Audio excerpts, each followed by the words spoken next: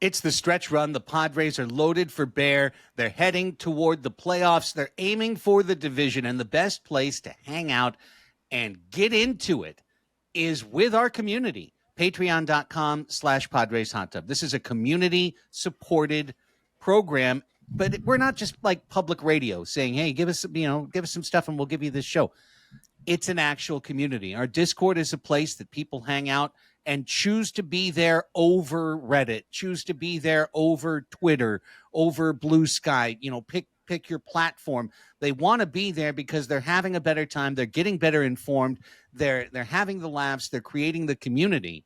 And guys, that's one of the things I'm proudest of about our Padres Hot Tub just endeavor is that this community has been created. And there's plenty of folks, I think, that would still be happy to jump in at patreon.com/Padres Hot Tub.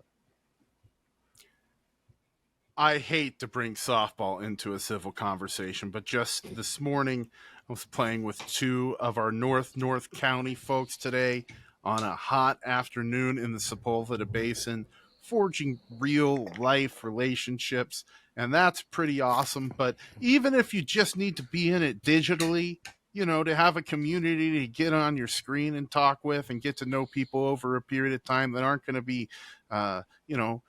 looking to hurt you, looking to troll you, to elicit a response out of you and get a rise out of you, then I do promise a 99.99% troll-free atmosphere in our Discord. It's an awesome place and one of the main perks to being a patron. They might not be trying to get a rise out of you, but they will be trying to talk a rise out of you. Bada bing, exactly. Bada bing. This displacement of the order. I do want to also shout out if you are in the Los Angeles area, as many of our listeners are, there is a group watch party that is happening on Friday for patrons only.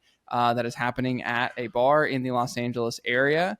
So if you want to be a part of that, come join our community. Patreon.com/Padres Hot Tub. It's just another example how online and in person we can be your home away from home as Padres fans.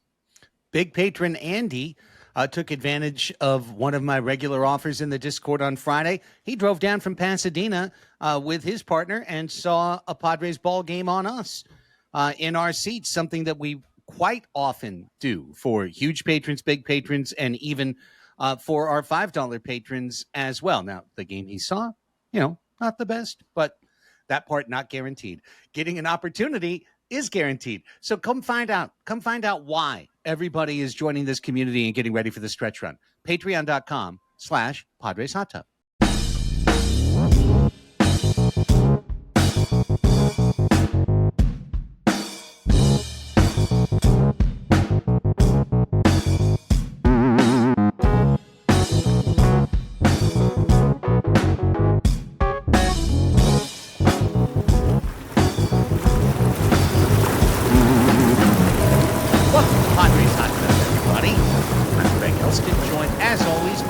Rpahie Cantor. We are recording on August 10th, 2025.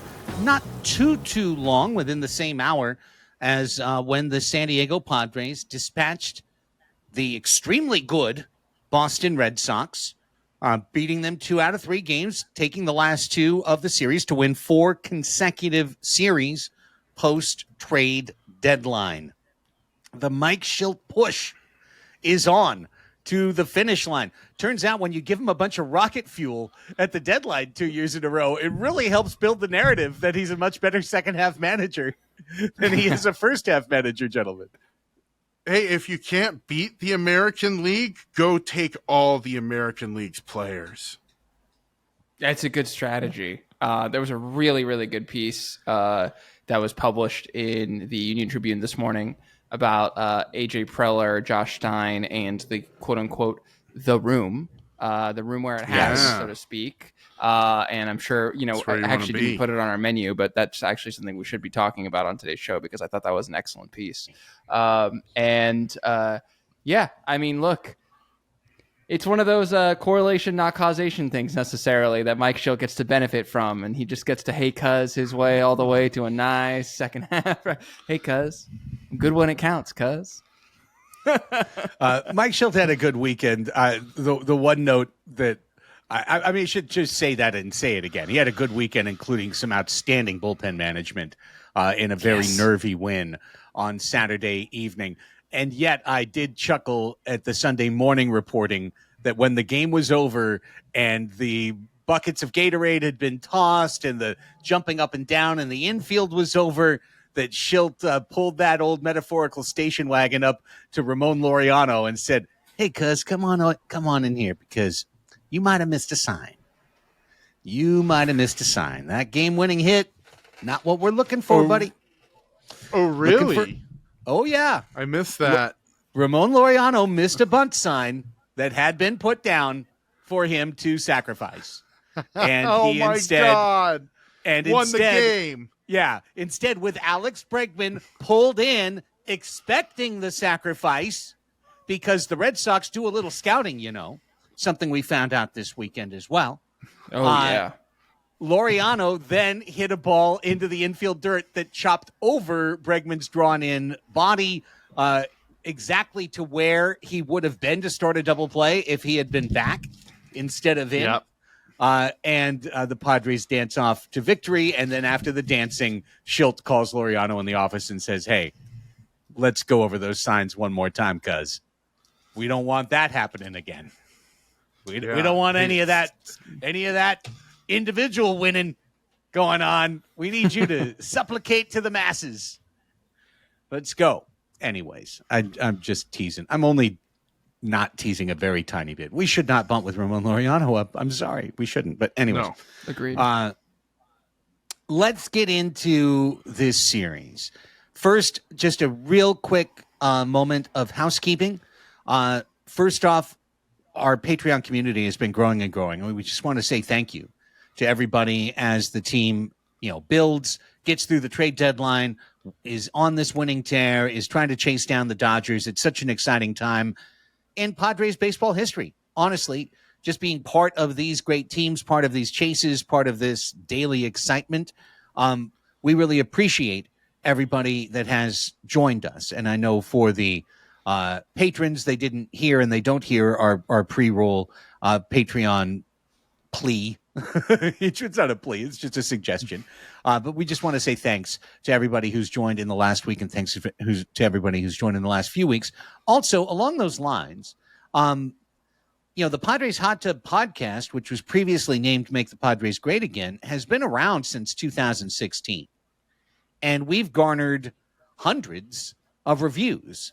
And dozens, hundreds of those reviews came before this, now in its third year iteration of Padres Hot Tub.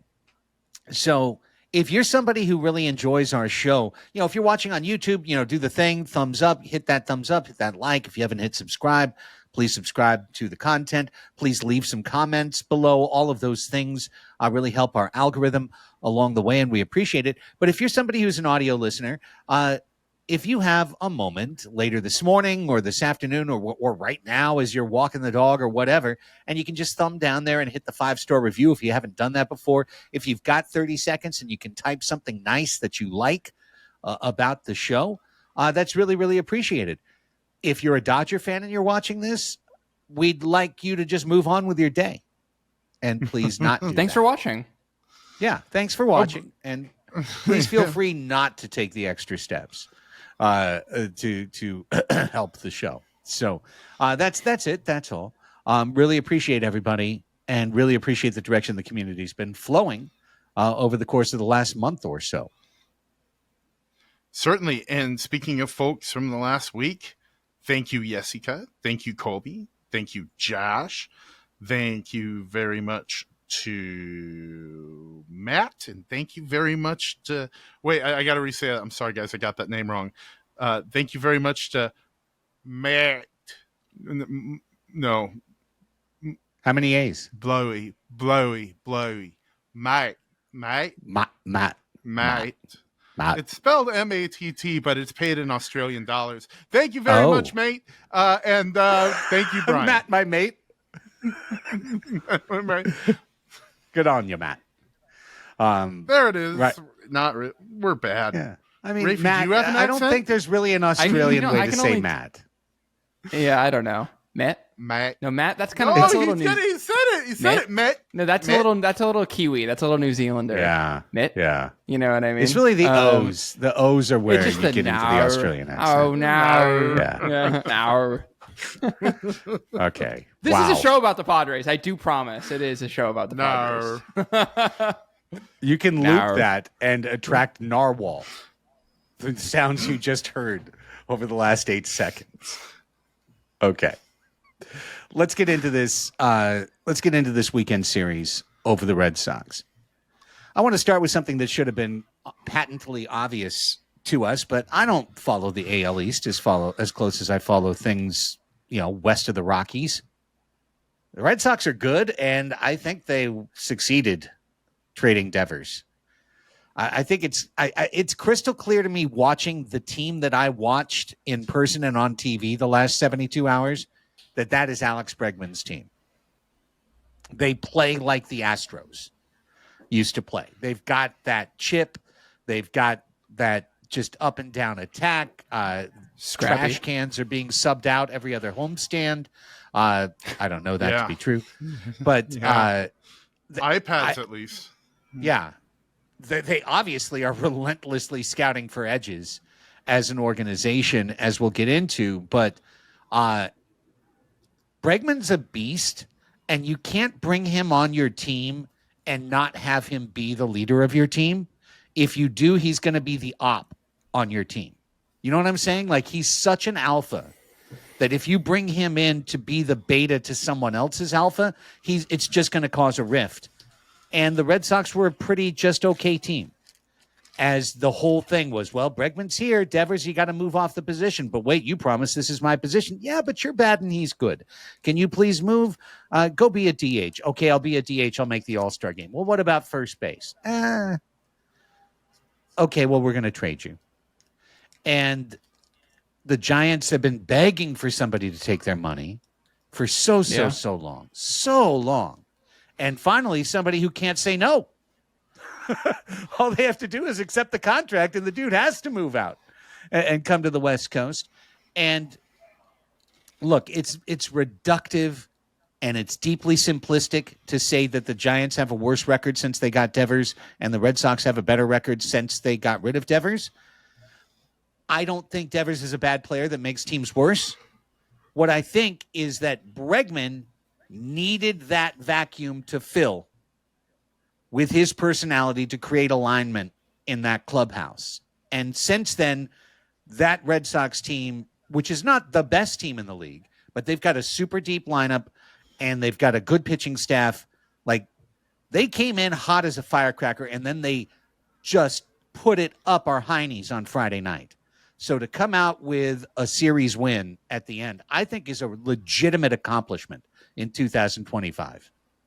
Yeah, I want to elucidate the point that you're making, Craig, which is that the Red Sox may have, quote unquote, won the Giants trade right now in 2025, but the Padres are still losers in that transaction because having Devers in our division sucks. And if Devers is stinking up the locker room in Boston, that has no effect on the Padres. Him being in the NL West is a net negative for the Padres.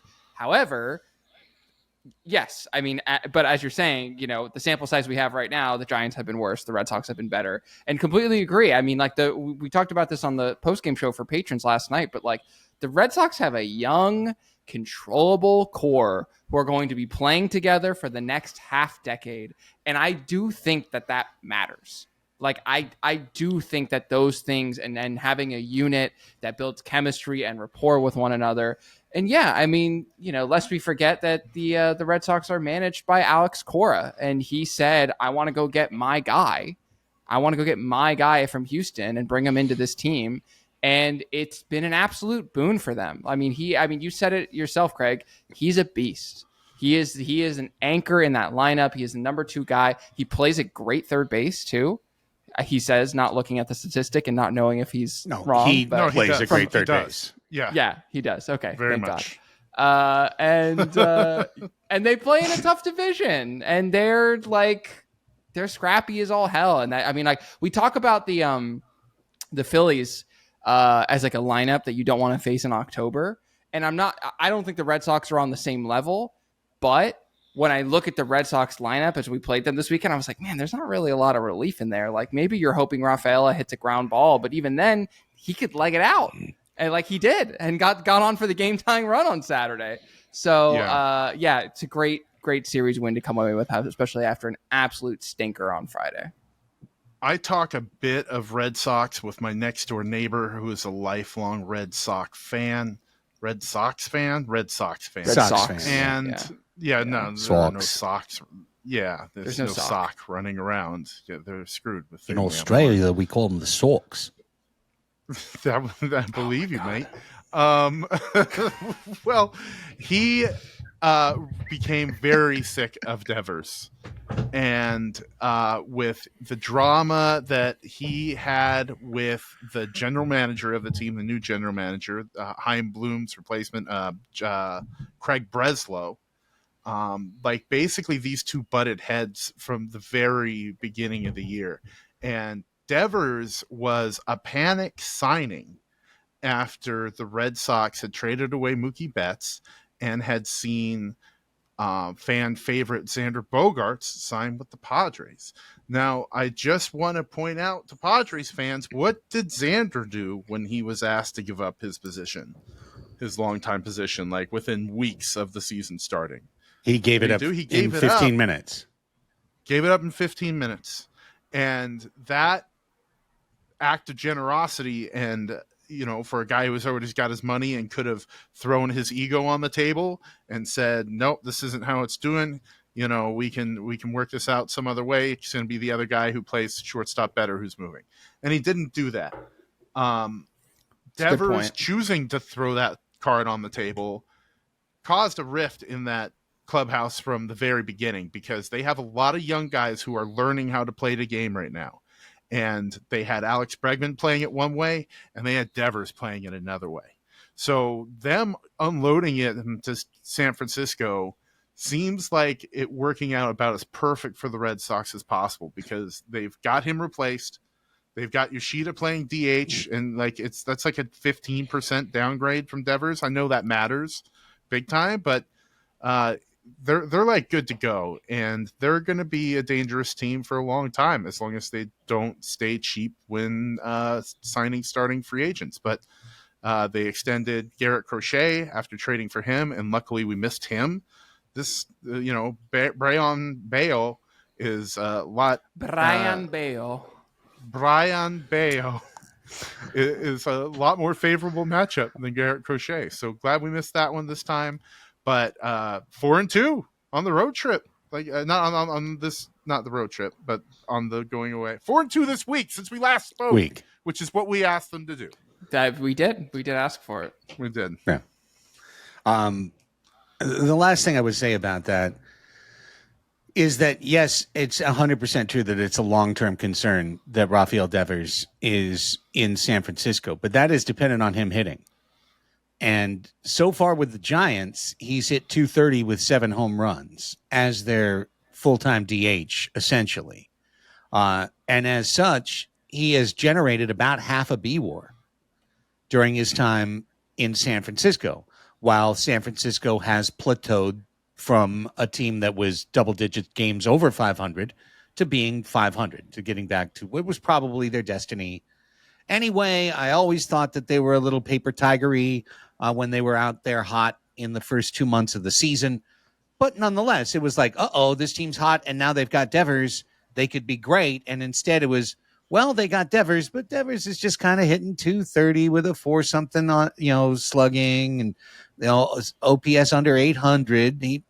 Honestly, Lamont Wade Jr. probably did better in 2021 as a DH than Devers has for San Francisco. So the only point I'm driving at this is Devers is only going to help a club one way.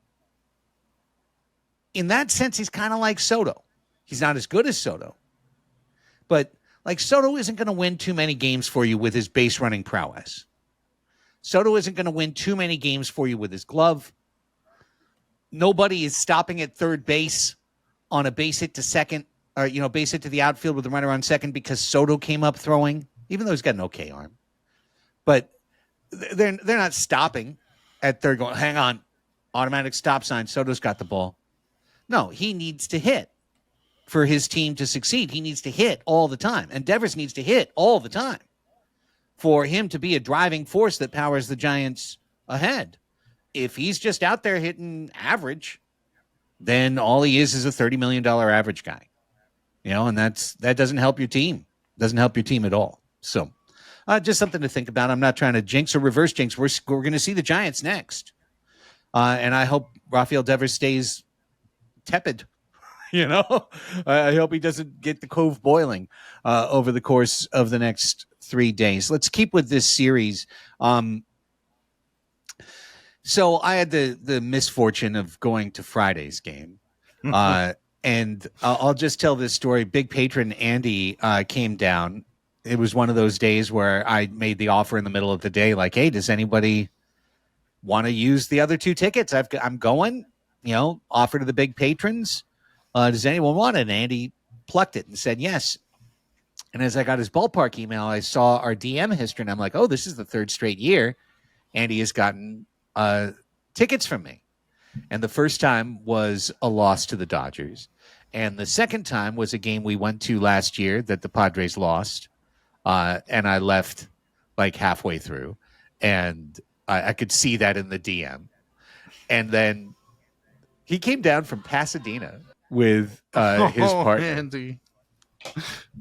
And they literally, as they emerged into the section and we waved to say hello, William Rpahie waved goodbye to a Pivetta curveball and sent it over the pavilion in right field. And the game was all but over as they sat down in the 4th inning.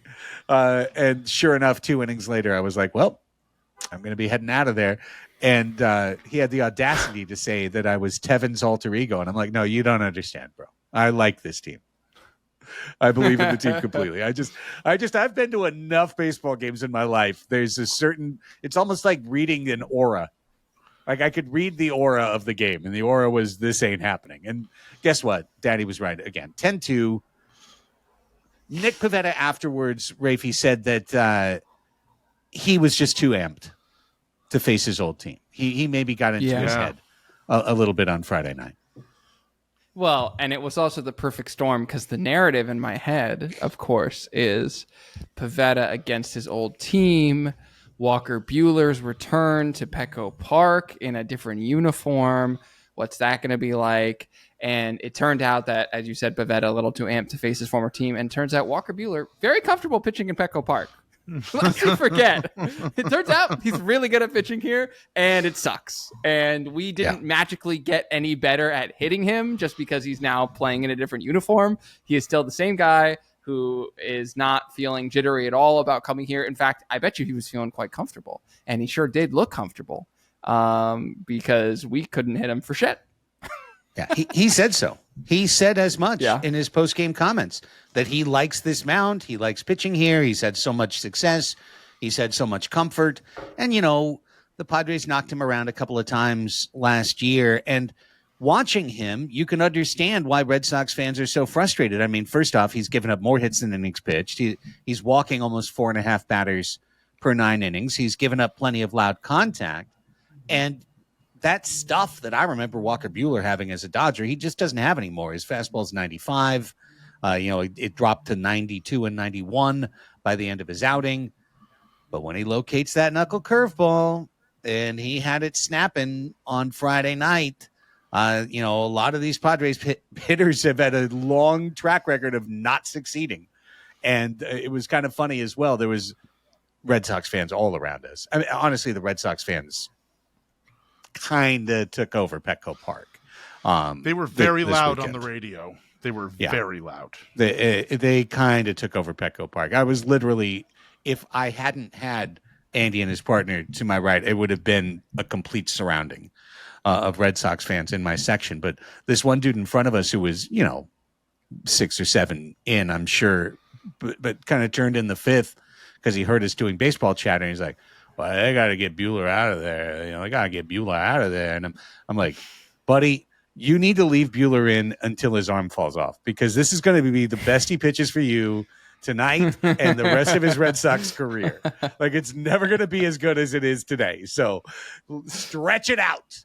Have him go that extra frame, because the next time out, he's going to get his ass handed to him by some other club. But he owns our butts. And enough said. It was a rough night at Petco Park. And can I also just say, there are a lot of people from the Boston general area that are transplants and have moved to Petco, and who get to come and see them play in their new adopted hometown once every 2 years. And I'm sure a ton of them were there. So yes, I'm sure Boston fans travel well. And also a lot of them live in San Diego. And I bet you 78 other games a year at Petco Park, if they're wearing Padres shit. But I bet you there's those 3 where they're wearing the Red Sox stuff. And that's just what it is, man. It's a good place to live, you know? It's never a great game when somebody gets sent to AAA at the end of it. This might have been last time we see Sean Reynolds for a little while. That was always the plan, though. Probably with King. Who was King coming back. Yeah, there probably. it is. But still, 5 Ernies, not and just like nowhere near the plate. A really rough outing for a dude who, has had a fairly solid season otherwise. Yeah, I do agree. I think unless there's some spate of injury or overuse, we're pretty much through all of those 25 games in 26-day type, marches that they had to do through the early part of the summer. So I would not expect to see, when the rosters expand, you might see Reynolds find his way back. I'm sure you'd see J.P. Sears find his way back, and he'd be ahead of him in terms of that. So, we'll see. The guys on the fringes, man, as Rpahie and Prakoda talked about years ago on PAR, those are the guys that are just going to keep moving all the time. And, you need to really do something to root yourself. Sean Reynolds did some good things this year, but, boy, an outing like that, especially when they needed him to finish that game, and he went out and just completely was unusable. Tough look for him. But that was Friday. Saturday was the return of Michael King. And for all the excitement of that, you had to think kind of Yu Darvish style, especially when he had one rehab outing, and it was bad, like really bad. That you couldn't expect Michael King to go out there and give you 6 shutty on Saturday afternoon. And as point of fact, he gave him 2+ with 2 earned runs allowed, got into a bases loaded jam in the second inning and did work out of it. And afterwards said, my slider had nothing. A lot of times I aimed for the inside corner and hit the outside, or I aimed for the outside and I hit the inside. So, Michael King isn't coming back from injury. He's coming back from a nerve issue that reduced his range of motion for a period of time. He's never had an actual tendon or tissue injury, so he's healthy. It's just a matter of getting his stuff back. You're talking about an arm injury. He's not suffering from an arm injury. Yes, right. But the thoracic nerve thing is an injury. Like, range of motion is very important. It was a compressed nerve, but he had to wait for it to relax. But just saying, he didn't have a tendon tear in his elbow. Sure. He didn't have a labrum tear in his shoulder. Soft tissue damage. Right. So he should be able to pitch the way he pitches, as soon as he gets the touch and feel back on his stuff. It's rust, man. Like, you can't just stop what you're doing in the middle of the season, not do it for 2 months and have no effects. I mean, I guess you could, but I think 2 innings, couple of earned runs is probably right about 50th percentile of what you could expect for the guy coming back. Yeah. But hey, he's back, and he had a big smile on his face after the game. I think, nothing came out today about any issues. So I think it's a really exciting return. Now, the next time he's going to pitch is going to be at Dodger Stadium. So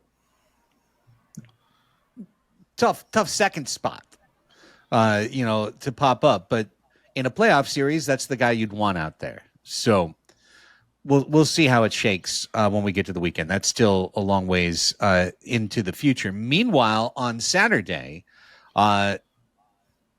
Padres had to go to that bullpen with no outs in the third inning. Wandy Peralta.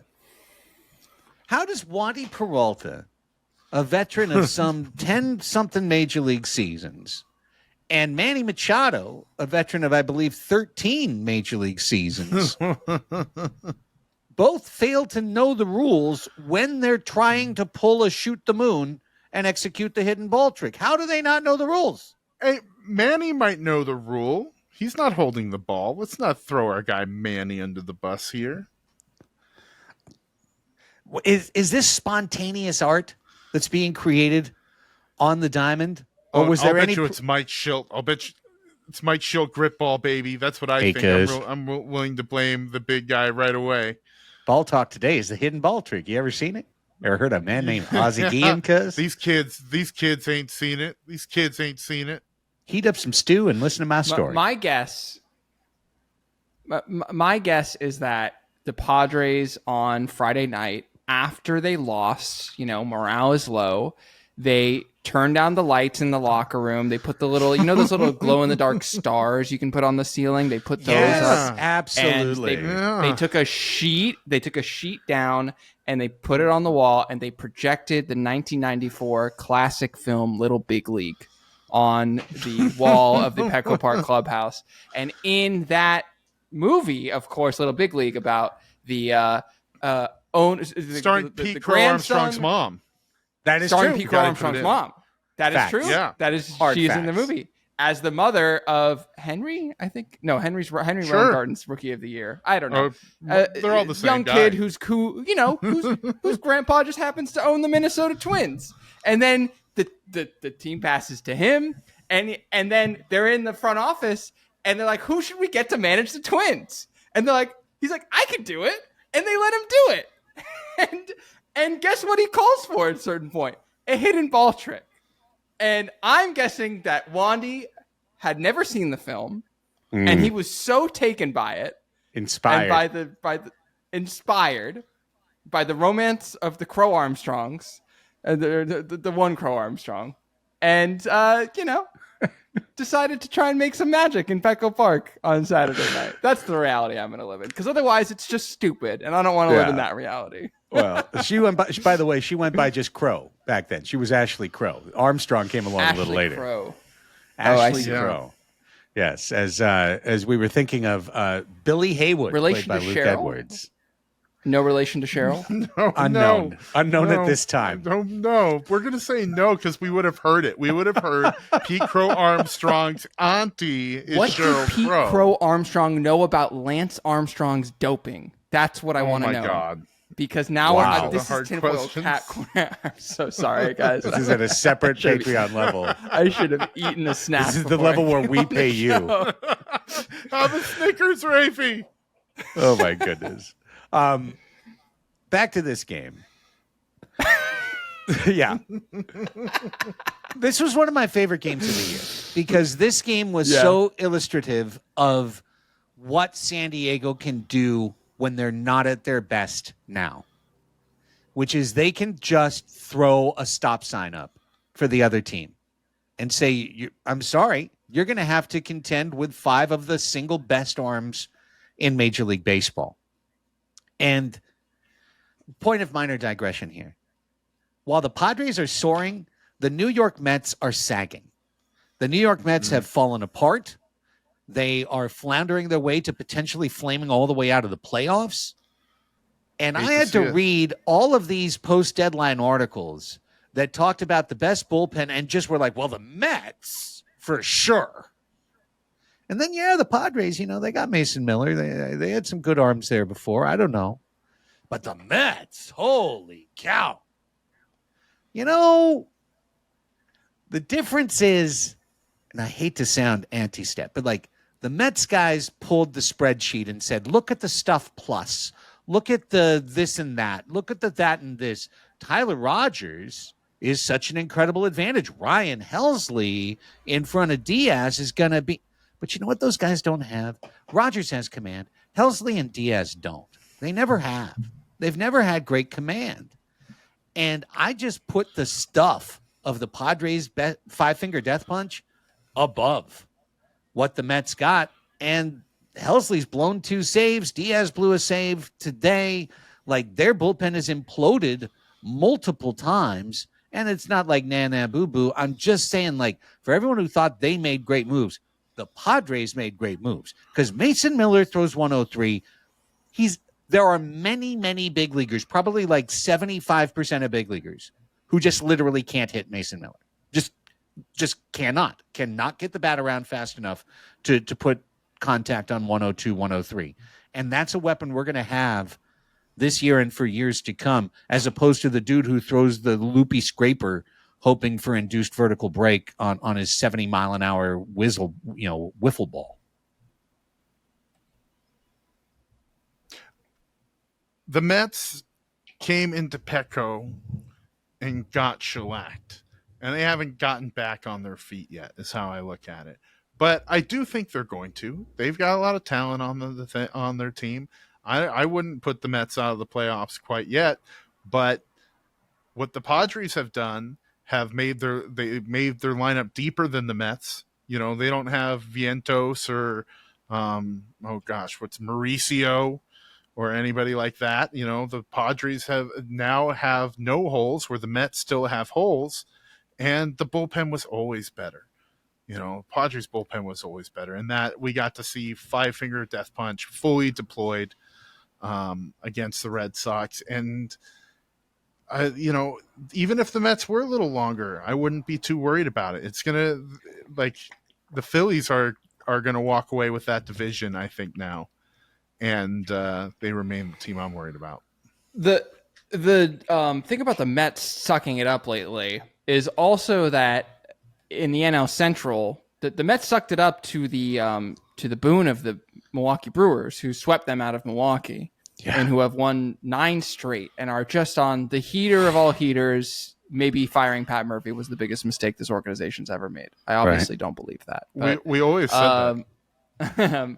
But what that does mean for the Padres is that the Brewers are 5.5 games in front of the Chicago Cubs right now.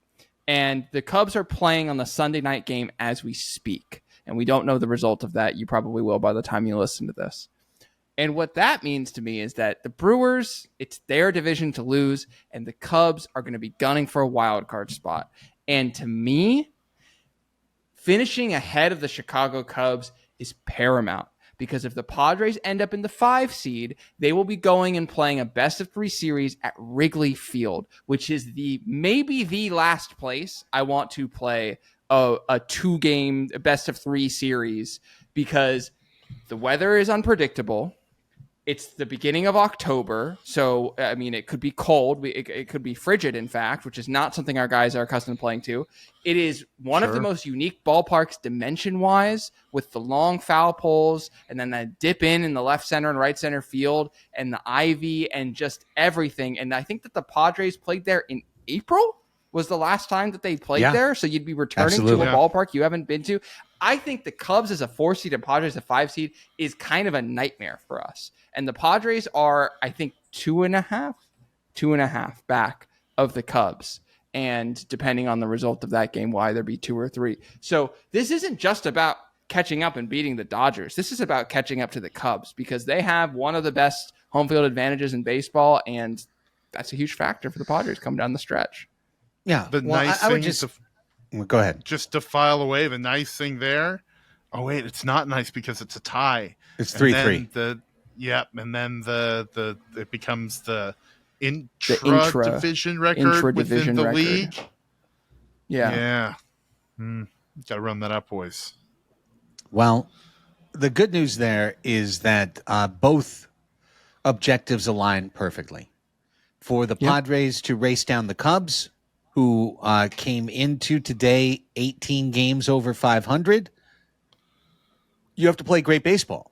You have to play 90-win plus baseball, because At the end of the year, if you win 90 games, you lose 72. That's plus 18 for the year. So the Padres still have a little work to do to get there, but they're not that far away right now, being a season best 14 games over 500.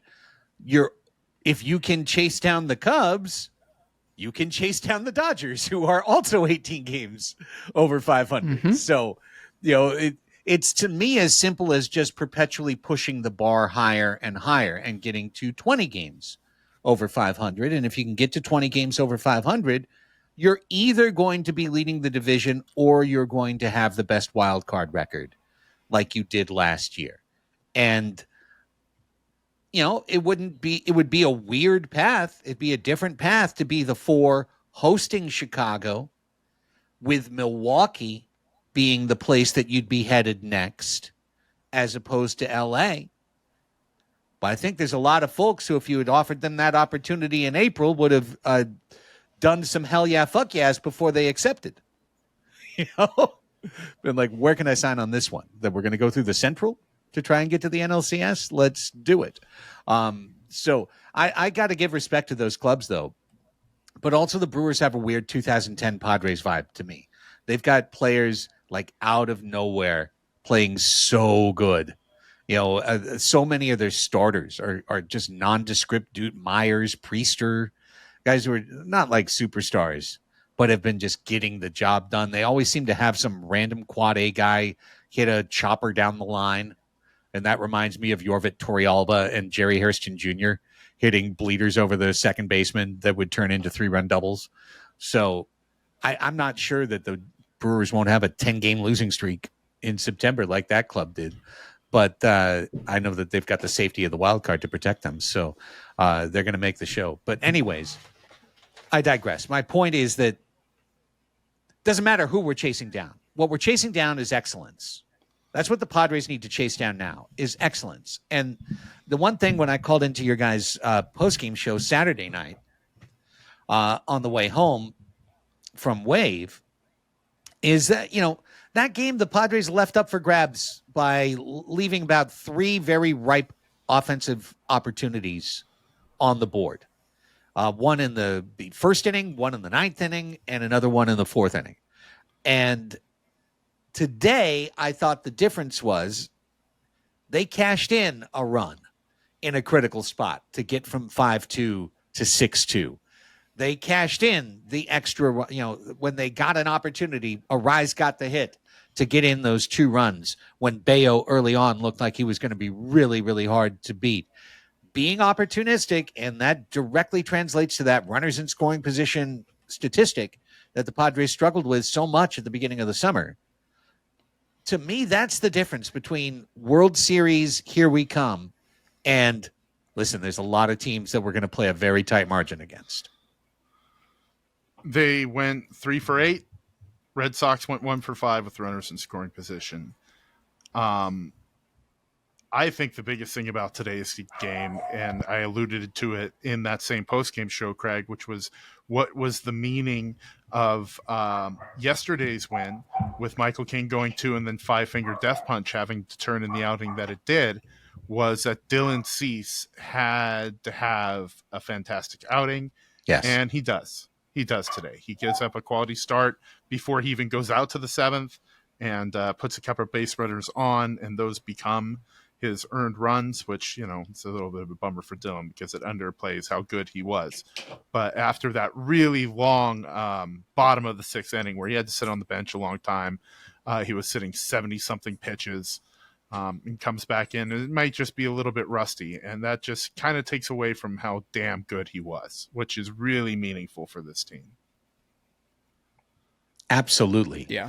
I think we all talked about that on the show last night too, right? Like, you need it. You need it today. And he delivered it. And Rpahie, again, earlier we were talking about psychology and the type of things that you can't pull out of Fangraphs in terms of the Devers trade, Bregman's role within a clubhouse, Devers' role within a new clubhouse, and I kind of feel like this plays a little bit along those same lines as well in terms of this club finding. Oh, pardon me, I regained. In terms of Dylan Cease pitching through his free agent season, struggling, negative feedback loop, right? One bad start, an adjustment bullpen. We're going to go in. We're going to try something else. Another bad start. Oh, I have one good one. Now I immediately cough up 3 runs in 4 innings. He was just snelling all the way around. And all the way in the back of his head, he had to know, and his agent had to be saying too, there's a chance you're going to get traded, man. And Dylan Cease, whatever we've thought of his failures in the playoffs last year, is an invested part of this team this year. He started the new year believing that he wanted to win a World Series with the Padres. He came to spring training thinking he'd win a Cy Young with the Padres. And all the way through, he's disappointed the Padres. And in the strangest way, I think, and listen, I'm holding my hand up as high as I can, okay? I have ripped Dylan Cease. I was thinking it would be a good move to move him off this roster, or at least an okay move, an acceptable move to move him off this roster if you were going to backfill it with somebody else.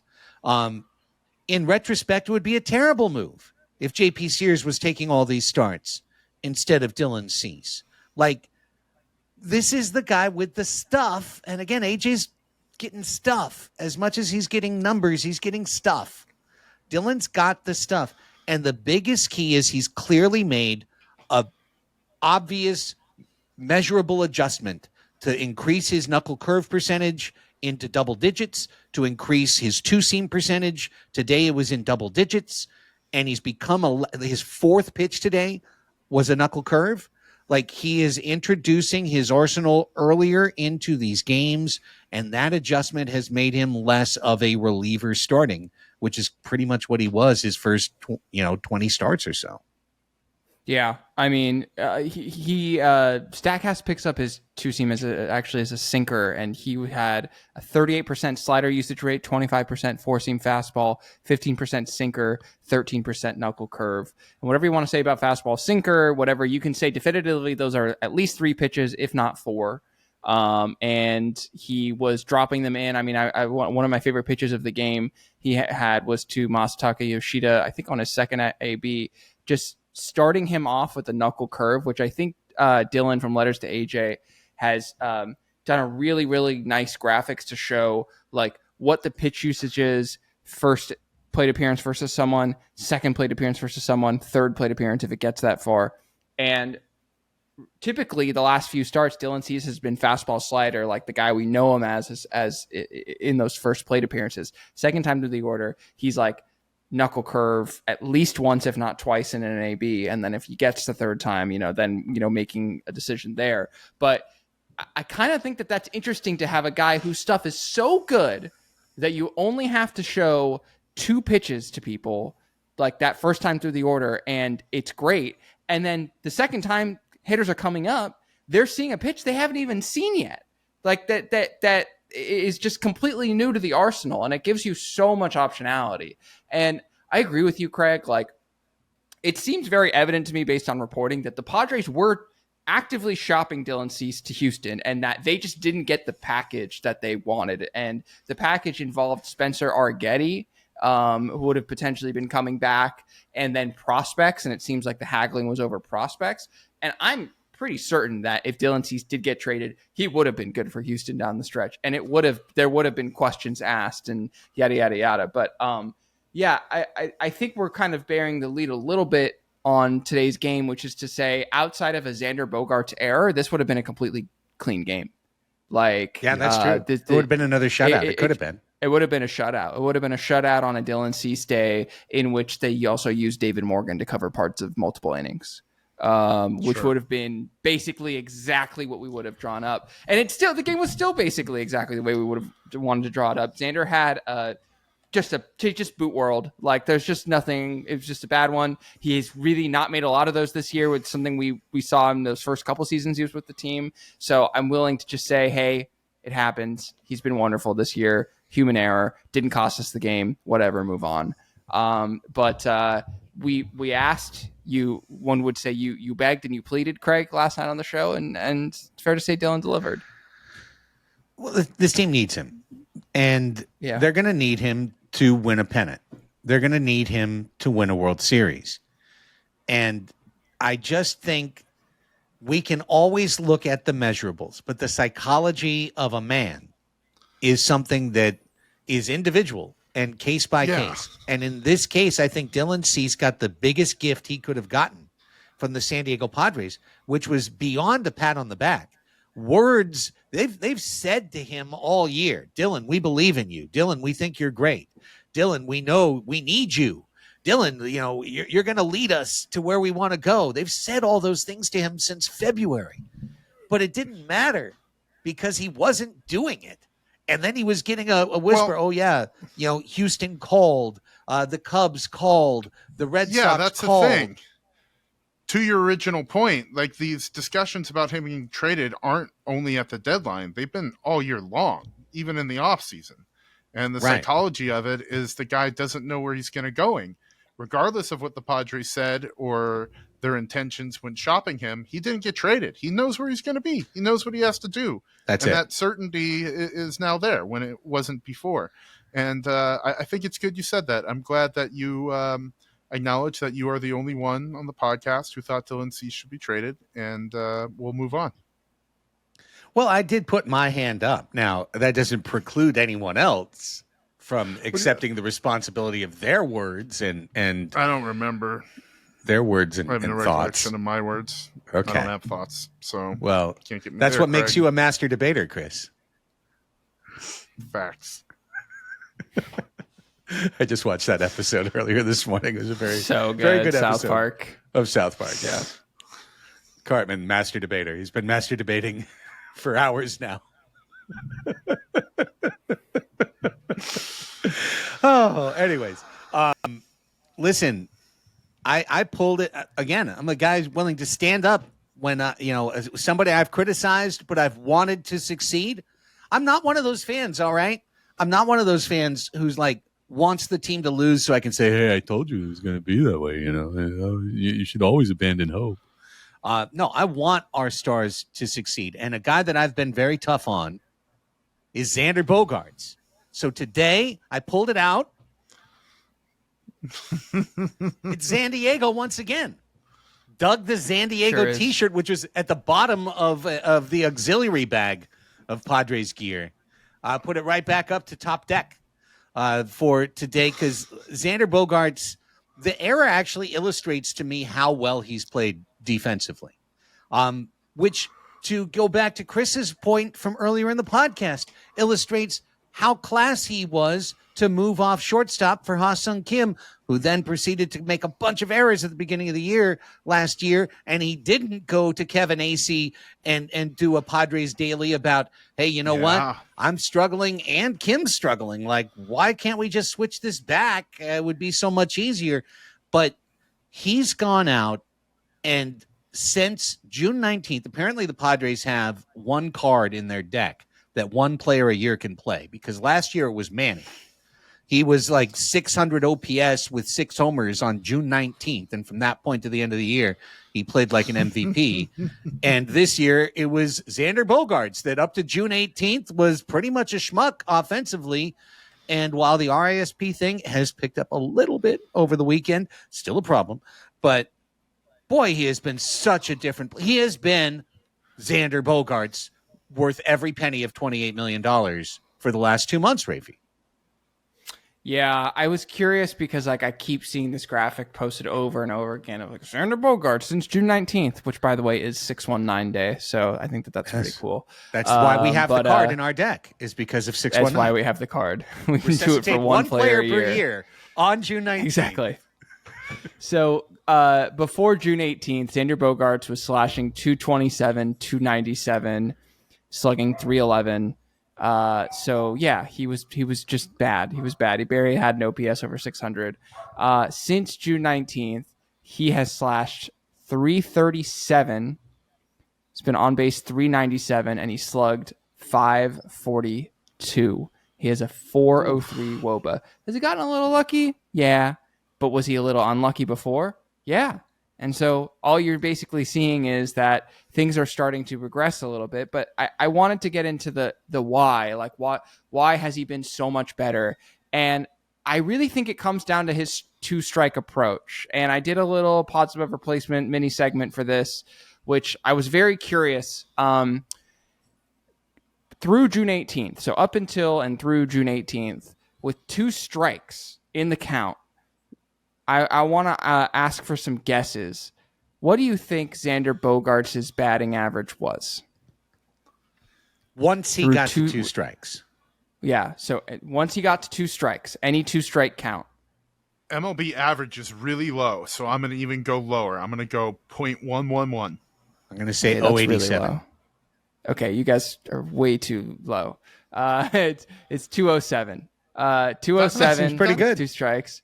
Yeah, not bad. That's about average. Yeah, I thought like WRC 180 or plus, something would be around the average. Okay, all right. WRC plus of 68. Okay. Since June 19th, with 2 strikes, do you want to guess what Xander Bogaerts' batting average is? Is it 097 now? I'm Did going he to get go better? 999. 999. All right, it's somewhere in the middle. He's hitting 321. He's hitting 321 with 2 strikes. He has an OPS of 810 with 2 strikes, and this is 85 plate appearances going to today's game. It's remarkable. That is so much. I know that the league has an OPS that's down in like the low 600s with 2 strikes. So that's remarkable. And so I'm thinking to myself, okay, 2 strikes. What's going on? What's different? And so StatCast has this amazing new bat tracking feature where you can go and you can get so much information on swings. And with 2 strikes through June 18th, when he was stinky smelly farty, Xander Bogaerts had a few key things going on. He had an attack angle of 6 degrees to the pull side, and he had a bat speed of 68.9. Okay. And his y-intercept, and I'm just going to say that's an annoying term, but that's what it is on Fangraphs. Basically, it's how far in front of him is the ball when he makes contact with 2 strikes. Okay. That's all that means. His y-intercept. Right. How far ahead of him is he? And we want it to be. You want it to be fairly out in front because that's how power is generated. Yes. Right. Was 34.7 inches out in front of him. Since June 19th. 2 key changes have been made. His attack direction has gone down 3 degrees to 3 degrees to the pull side, and his y-intercept, how far he hits the ball in front of the plate, has gone down over 2 inches. And I think that that's relevant because, and the bat speed's also gone down. I should say the bat speed's gone down about 1.5 miles per hour, and that's relevant because the exact same change has happened in Luis Arraez. Luis Arraez, since the All-Star break, has seen his bat speed drop by, I just had it up, by about 1.2 miles per hour. He's seen his attack direction drop 4 degrees to the opposite side of the field. And he's also had pitches travel in closer to him over 2 inches more. The exact same trend has happened between Luis Arraez and Xander Bogaerts. And so to me, that speaks to, I know that they talked about Elias Diaz, and I didn't pull his numbers beforehand. It'd be a smaller sample size, but they talked about telling him, hey, don't swing as hard. And so I don't know. This might be like just pure speculation. This is a guy on his couch with a spreadsheet, like doing numbers. But I think it's pretty cool that our 2 guys who have been hitting the hottest in the last month or so have had almost identical changes to their approach, in that they're not swinging the bat as hard. They're hitting a little bit less to the pull side with 2 strikes, and they're also letting the ball travel further in. And so I don't know if that's Victor Rodriguez's influence, but to me, like, that's something that's really cool because we're seeing the fucking Red Sox with their iPad and everyone's freaking out at their advanced scouting and they're looking for any edge possible. And we have guys on this team that are struggling. Manny has a 600 OPS in August, and Jackson Merrill has not been himself for we can now say most of the year that he has been playing. So this is not to say that the organization has a sterling sort of track record, but I just I want to keep tabs on these things because it's sometimes not really evident what kind of changes the team is making in season, but to see two players who are key in our lineup having similar changes to their swing profile and having success, pretty cool. Yeah, I like that a lot. And I mean, just the old school baseball way is as you said in there, you're letting the ball travel further. That's something Tony Gwynn talked about so much that Tony Gwynn Jr. talks about it all the time on the radio broadcast about letting that ball travel a little bit further and therefore letting it tell you where it's supposed to go, and having the ability to react to the pull pitch and to send the outside pitch away. So love it.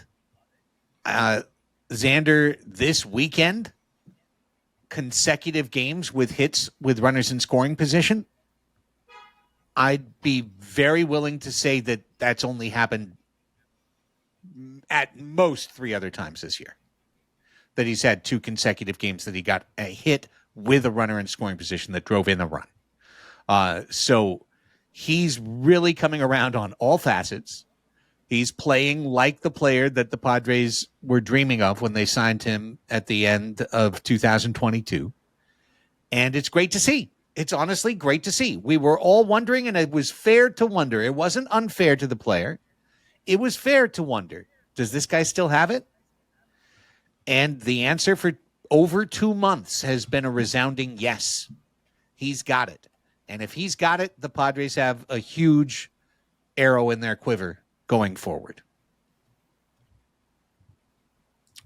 Hell yeah, As the guy who on the trade deadline podcast did say that the team should trade Luis Arraez, I will say that I should stop having thoughts. And when he's hitting like this, when he's hitting like batting title Luis Arraez, he's an absolute joy to watch. And he was again today. So keep going, Luis. And thank you, Victor Rodriguez. Extend him. I agree. You should. And, of course, as you guys know, in the Padres Constitution, a hitting coach can't be signed to more than a 10-day contract. So extend it. Like, give him the next 10 days. Dark arts teachers of the Padres organization. Give him the next 10 days. Let's see what happens. Give the kid a chance. Okay, we're at the hour mark or so, but I want to get into a couple of other things. Kevin Acee did a really good piece.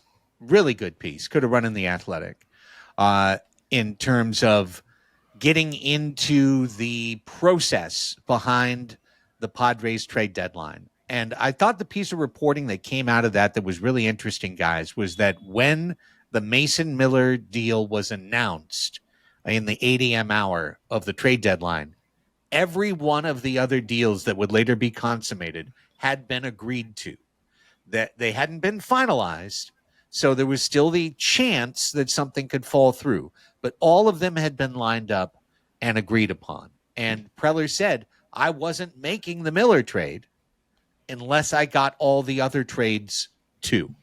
And that's, again, why you just don't comment at 9 a.m. on deadline day, because they've literally got a plan on a board that they're just waiting for the hours to enact. And we're taking the first piece of it and going, oh, my God, one way or the other. Like, what a brilliant orchestration that war room did. I think Rpahie said on the reaction pod, it felt like that must have been the case. I could be making that up, but I could have sworn I saw you. Sounds like a very smart comment from a very smart and astute man. Very handsome, I should say, as well. That guy should keep having thoughts. Kevin Acee should keep writing pieces like this that he kind of like gets to do his, like it's, what was the first sentence of that particular piece? It was something, total like, friggin' so the guy who wrote Perfect Storm, not Sebastian Younger, but I can't remember the guy's name. But from the very first sentence of that article, Acee's taking you in and along for a story that's not the only rad piece of writing this week. I also want to say, shout out AJ Castevel for talking about Freddie Fermin and his fellow hometownian from Venezuela, Carlos Hernandez, Padres radio announcer and World Series alumni. And I also thought Annie Heilbrunn, friend of the show, had an awesome piece about David Morgan. Not a 5-finger death punch, but I mean the 6th finger on that hand.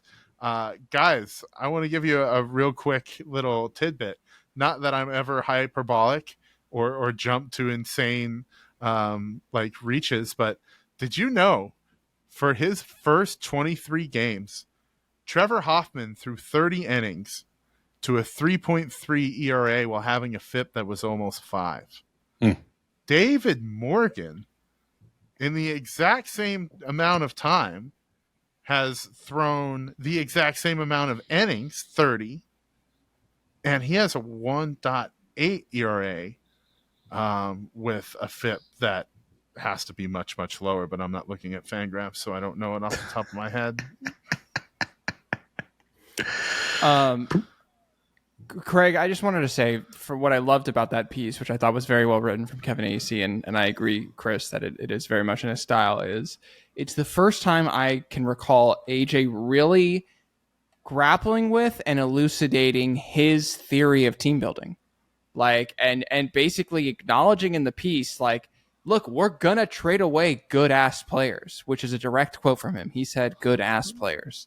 And, he name-dropped Josh Naylor and Andres Munoz and a bunch of those guys. And he's like, but we get good players in return. And he's like, that's just the cost of doing business. And it's it's what we talked about in our first main show after the trade deadline of he really does have a theory of team building. And it is I don't want to call it a market inefficiency because obviously he is doing something that costs money because it does cost money to sign these players who are more expensive than prospects, but he's basically just I'm not as precious about these people as everyone else is. I think he is the least precious general manager in baseball when it comes to prospects. And I think that that's just another attribute of his in terms of team building. And I just think it's really interesting. I don't know if it's good. I don't. I mean, the Padres are good this year. And they've been good the last few years for the most part. 2023, the team was built pretty well for the most part. And it's just fascinating. So I don't know, man. I'm just stoked that we get to talk about him and about the team. And it was a great piece. Everyone should go read it. I got the first sentence. It is. They call it the room. It can be any room.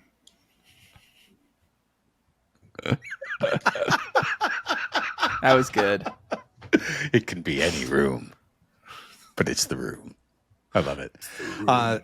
Good piece. And we've talked a lot about this. A lot of last week's show was talking about AJ and why he does things the way he does and the methods, to his madness. But the central underpinning of it is that he's not going to waste the prime of these gigantic contracts that this club has agreed to. And I can't avoid that being a North Star as much as he has made it his North Star for the organization. The Padres never gave anybody any money, ever.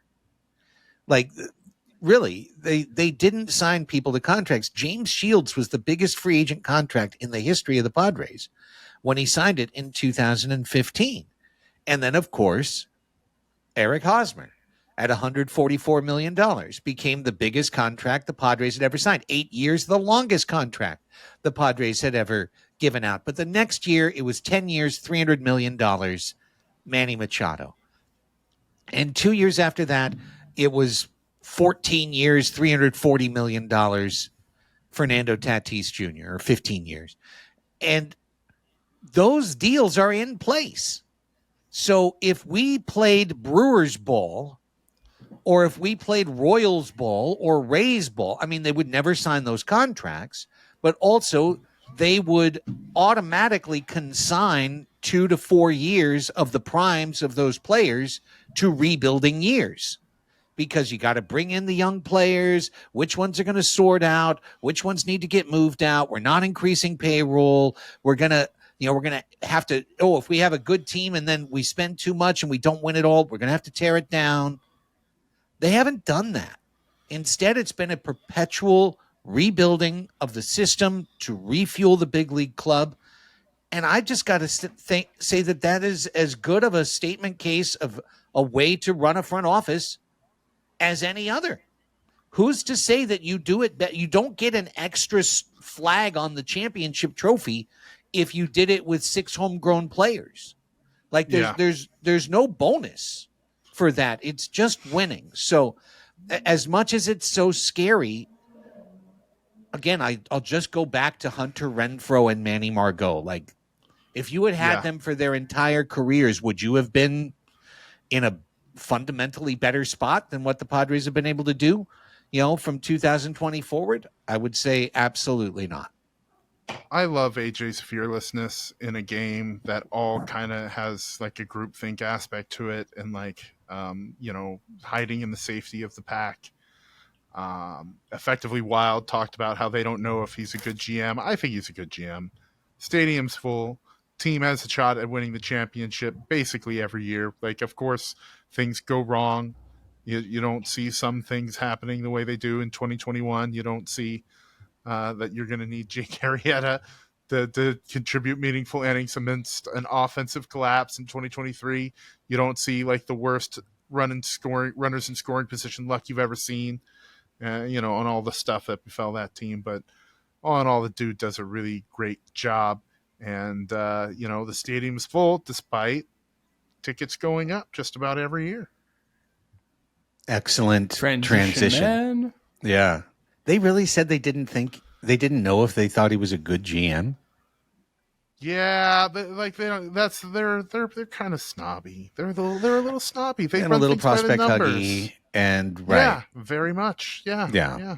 He's obviously a good GM, and that should go beyond anyone's discussion point. And I'm someone who has said on this feed, and you could probably go Nexus Lexus 40 counts of me saying those words exactly, saying I don't know if he's good or not.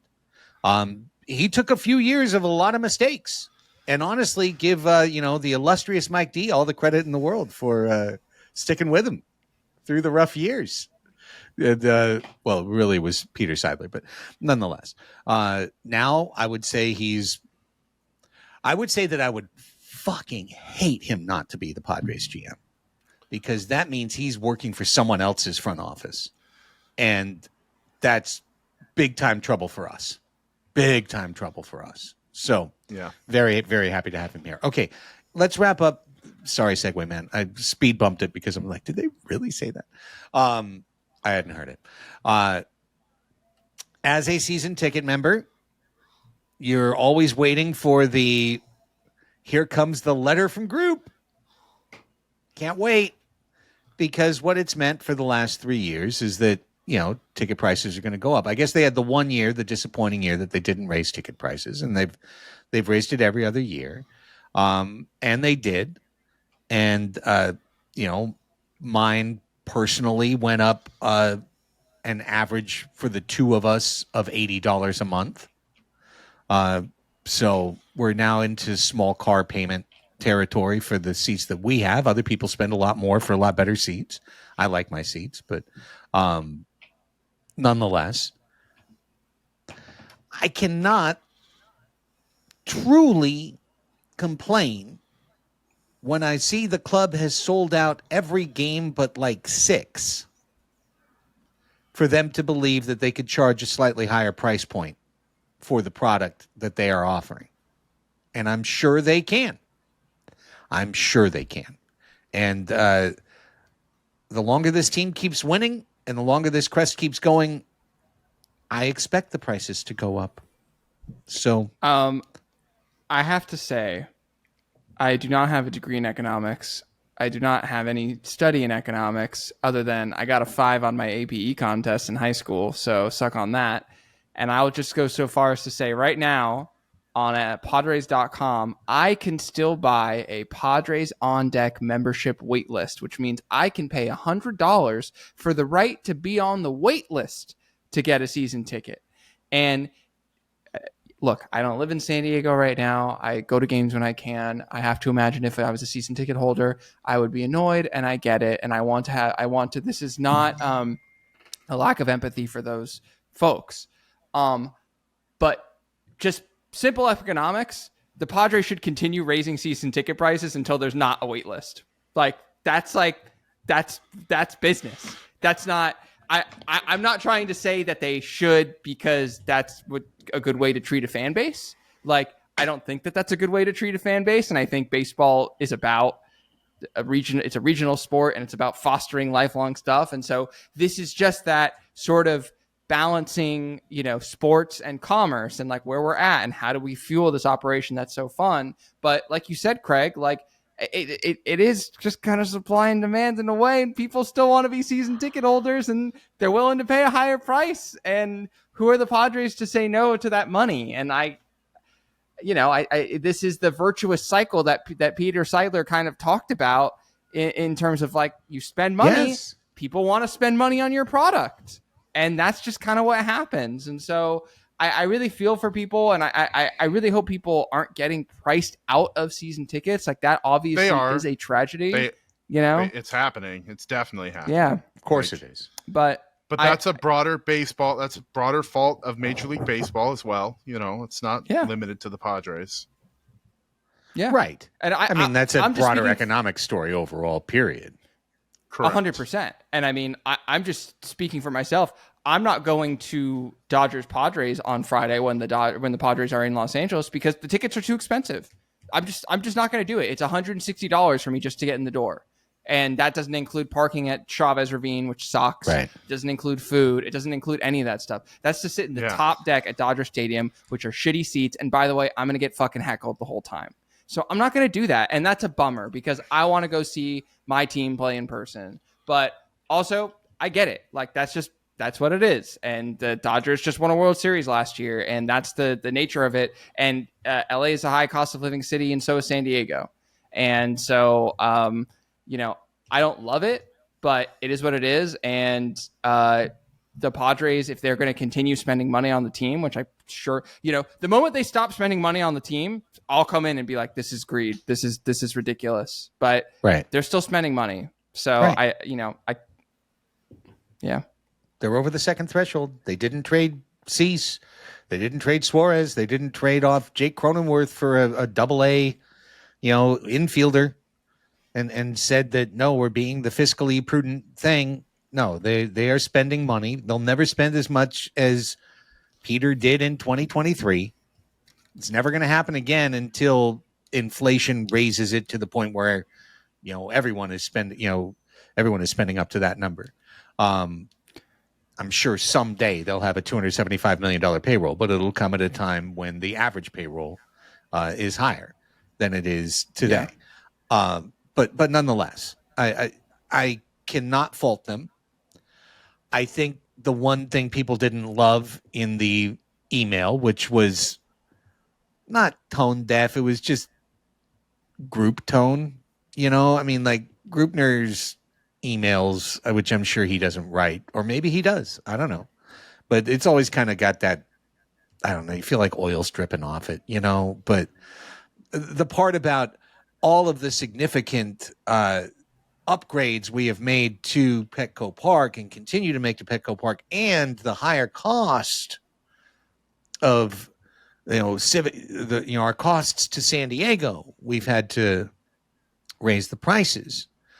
Well, here's where it does start to get a little bit interesting to me. First off, just as a bullshit buster, for anyone who doesn't know, the Padres have to pay a certain amount to the city every year, and that gets reduced by, among other things, when they do renovations on their property. That's something that they can write off to the cost. So every time the Padres are doing that, there's a reason behind it. It's not just to keep the place fresh because that's a mandate. It's because they're trying to keep that number down, and they can do it every year.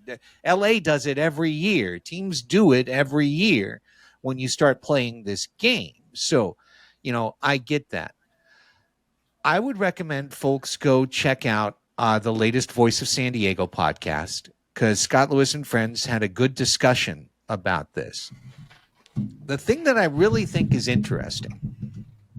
So the city announced that for certain pay meters in downtown, they are changing from their normal thing, which is like $2.50 an hour and then free after 6, to $10 an hour. And it continues until 4 hours after a Padres game on Padres game days. So a surge pricing, which is a 4x surge pricing. Now, before everybody gets completely in a quiver about this, I'd like to know, from practicality's sake, hands up how many people go to the game to street park in meters, using meters for street parking specifically. Not parkade, not street parking, not trolley, not tailgate lot, but actually finding meters. I would suggest it's a minute number. It's never zero. It's always as many as are available, but it's not a couple, 300 people, maybe 500 people are being affected by this. Anyone who goes down there seeking a meter is crazy, because it's just the reason that they're all taken up. I mean, this is another supply and demand thing that we're talking about. I would just argue that as a city, as a government, their job is not to profit.